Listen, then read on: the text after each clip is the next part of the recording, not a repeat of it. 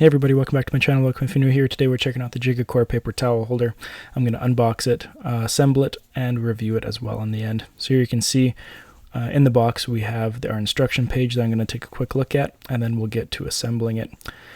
In the bag there you can see we have our nice circular base. On the bottom you can see the black non-slip cover there, which is really nice. It is stainless steel and wood. It resists rust, water damage, and can really fit in any style. So to assemble it, we're going to slip that little base there. There's little grooves on the side. Put that right in there and push that down.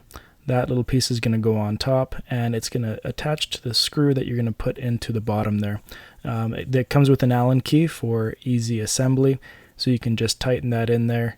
And once you've got that tightened in, you can see here that I'll bring it back out, and there we are. It's assembled nice and easy. So let's get on to testing it. Putting in a piece of paper towel is quite easy. This one just slid right in, and this was a large format paper towel as well, not just the regular, so that a nice large format fits. It's nice and sturdy. It's not going anywhere. You can see that the base is nice and sturdy here. I can just grab the piece of paper towel, rip it right off, and it's not going anywhere.